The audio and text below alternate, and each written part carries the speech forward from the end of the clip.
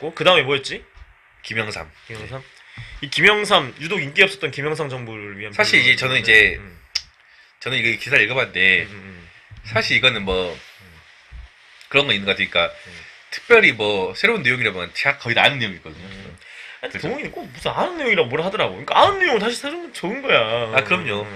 나 김영삼 정부는 나는 이렇게 생각해요. 나는 그냥 공과 과가 되게 뚜렷한 사람 대통령이다. 막 좋은 대통령, 나쁜 대통령 이렇게만 단정 지을 게 아니라 그냥 공과가 너무 뚜렷한 사람. 잘한 것도 있지만 잘 보는 것도 있는. 네. 근데 네. 모든 정부구나 공과가 있어 다. 아 그럼요. 근데 공과가 뚜렷하다고 말을 할 때는 과도 꽤 크다는 말을 하고 싶을 때 하는 거야. 그렇지. 그지 그 말을 그런 하는 말도 거. 있고. 그런 말 하는 거고. 어. 근데 이 취지는 뭐냐면은 일단은 이제 이내용의 아웃사이더 칼럼에서 쓰고 있는데요.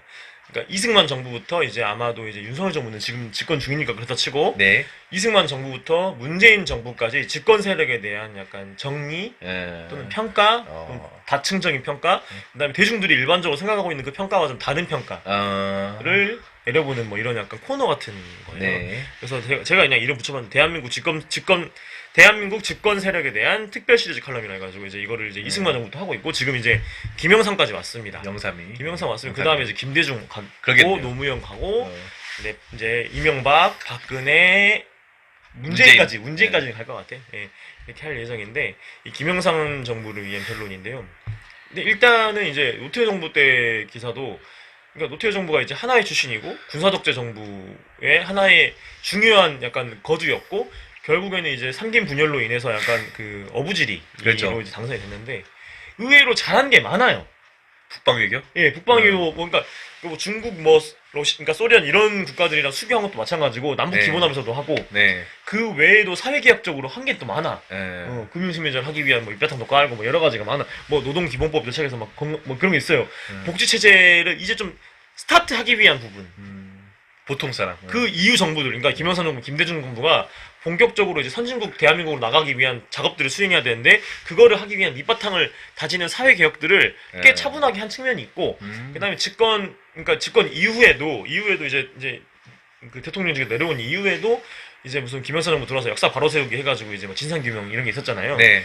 그때도 이제 전두환과 달리 되게 사과하는 태도를 많이 보였고, 그 노태우 대통령의 아들이 장남이 당주에도 수십 번 왔고, 엄청 여러 번 왔고, 그러니까 본인도 계속 사죄한다는 마음. 그 다음에 또 하나 큰 게 뭐냐면 수징금을 다 냈어. 그 엄청난 천문학적인 그 수징금을 다 내기도 했고. 그래서 전두환이랑 노태우가 어쨌든 하나회이고 쿠데타의 주역인 건 맞고 죄과가 분명하고 크지만 또 그럼에도 불구하고 그 이후의 행보에서 좀 다른 측면이 있었다. 그렇죠.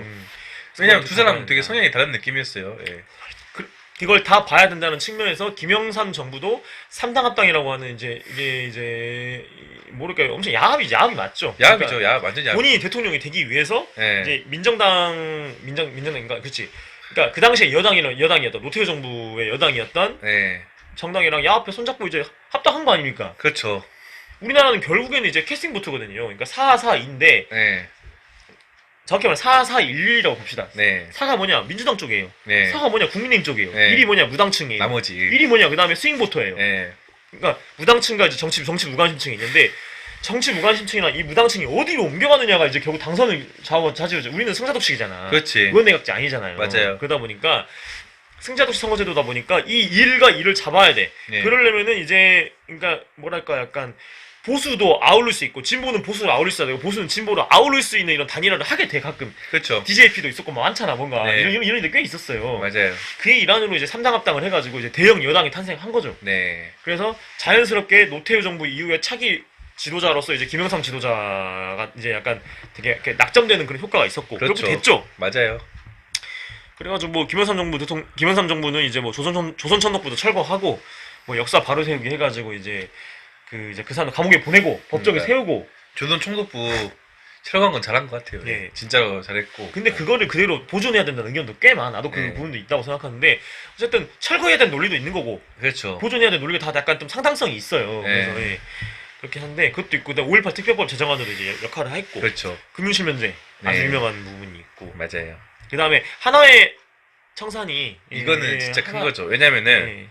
지금 또 그런 소식이 있더라고요. 서울에 범 투를 한대요.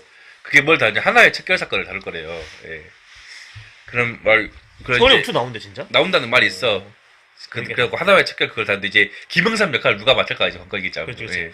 그러니까 한 날 1시에 예고 없이 말하지 않고 장성급 군대에서 실세라고 불리는 그 장성들을 갑자기 다 뭐가 쳐볼 다 예편을 해버리는 거야. 그러니까 맞아요. 동시에. 맞아요. 그래서 하나회와 조금이라도 갈려 있는 사람들 군사 쿠데타를 해놓고 그 자랑스럽다고 여기는 그 사조직들. 그러니까 이게 너무 그 하나의 책결 일련 과정을 보면은 진짜 완전히 그냥 번개불에 풍포가 붙듯이 완전 순식간에 그냥 진행해버리니까 그러니까 아예 대응할 틈을 주지 않고요. 순식간에 그냥 다 이렇게 정리를 해버리더라고요. 예. 그게 너무 신기했어요. 나는. 이런 게 되게 중요한 게 한 번 쿠데타를 해서 자기들 나라를 먹어서 떵떵거려 본 사람들은 언제든지 또 할 수 있어. 그 맛을 잊지 못하지. 어떤 유사시 상황이 발생하면은 야 우리가 봤을 때 지금 나라가 국난에 빠졌어.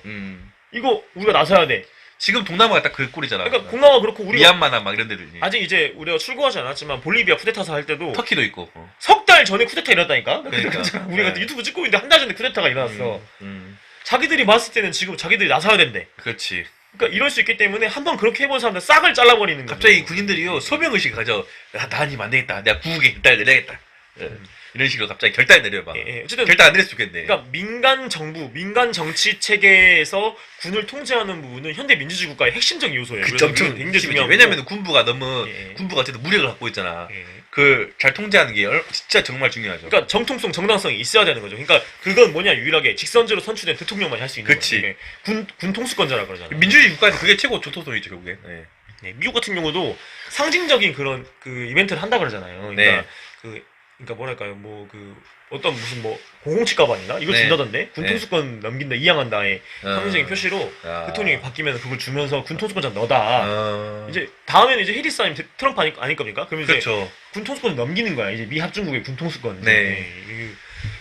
그만큼 중요한 건데 김영삼 대통령은 어쨌든 이 군부에 대한 확실한 통제권을 확보하기 위해서 잘했지 이거. 쿠데타를 해본 이제 하나의 세력들을 군대 내 최대 사조직이었죠. 그 사람들 맞아요. 이제 그러니까 금강석화처럼 약간 이제 청산을 정광석 아니야? 정광석화 금강 맞아. 금강은 내가 갖고 싶어하는 거고 네. 정광석화처럼 이렇게 그렇죠. 했답니다. 고마워. 아 금강 땡땡 예. 재화. 금강자 때문에 네. 이런 게 있었고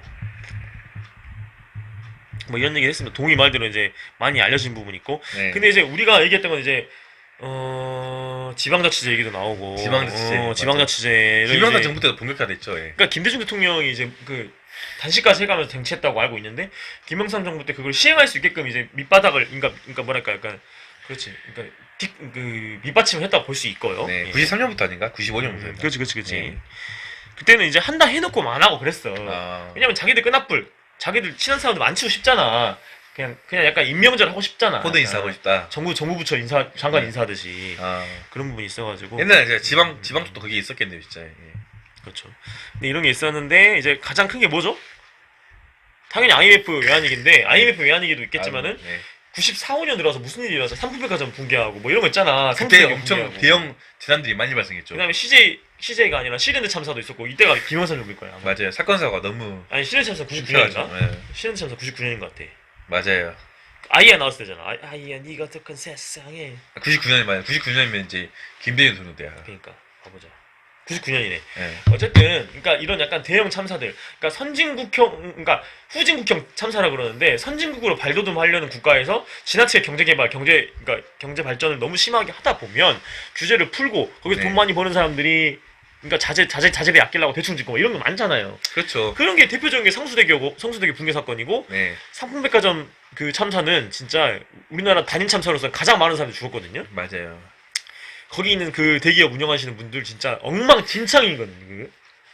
심지어는 지들이 무너질 거 알고 있으면 지들만 나온다든지. 쌍놈들이었지. 그러니까. 그중 한 명은 그 이제 애비는 뒤졌고 한 명은 아들 그 회장 아들놈은 지금 뭐 선교한다고 깝치고 있어요. 예. 예. 그러니까 그게 뭐냐면 또 이런 거지. 네. 당연히 지금 목사 돼갖고 뭐- 선교한다고 깝치고 있어. 그러니까 인허가권을 갖고 있는 사람들한테 뇌물을 먹였겠지. 그런 거 다 그럼요. 있잖아. 실제로 있었고. 그렇죠. 관광청에 먹인다든지. 그런 그 유관 기관에다 이제 관 업무를 했겠죠. 예. 그러니까 건설 관련 인허가를 안 내줄 수 있는 거잖아. 그렇지. 어쨌든 이런 약간 대형 참사가 좀 일어났었고 김영삼 정부 집권 초기에 그 다음에 이제 IMF 외환위기가 일어났었죠. 그러니까 이제 맞아요. 그러니까 차입 경영이라 해가지고 외국으로부터 이제 돈을 무지하게 많이 이제 돈을 끌어다 와요. 그렇죠. 그래가지고 막 문어발식으로 사업을 확장해. 그때는 돈이 되니까. 특히 대우가 그게 심했죠. 예. 근데 그렇지 대우가 그렇게 망했는데 예. 대우뿐만이 아니라 뭐 기아도 그렇고 다 망했었어. 여러 가지 뭐 혜태도 그렇고 막 맞아요. 줄도산 났었지 줄도산. 그렇죠. 그러니까 이게 돈을 외국으로부터 그러니까 차입을 해와가지고 문어발식으로 투자하고 확장하고 이러다 보니 근데 이런 식으로 경제 호황일까 계속 아니잖아요. 아니죠.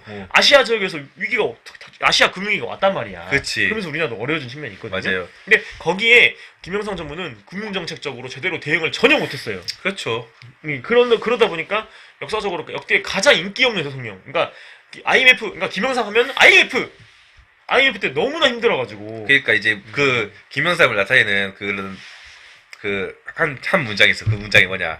총독부도 철거, 경제도 철거. 그렇죠, 이런 그렇죠. 말. 예. 그러니까 이런 오명이 있는데 네. 그런 오명 하나만으로 김영삼 정부의 모든 걸 설명할 수 없다. 이런. 사실 그 IMF가 제일 컸죠. 무슨 뭐 예, 예. 차람이 막 무슨 뭐 돈 받았다 이런 것도 있었는데. 그러니까 그거는 이제 안 좋은 요소들인데 이제 결정적인 건 이제 경제의 IMF지. 경제. 너무 컸죠. IMF 너무 임팩트가 크잖아요.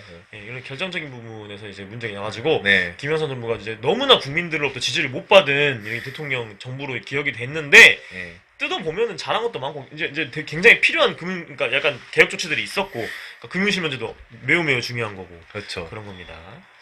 예, 여기까지 하고 그다음 뭡니까?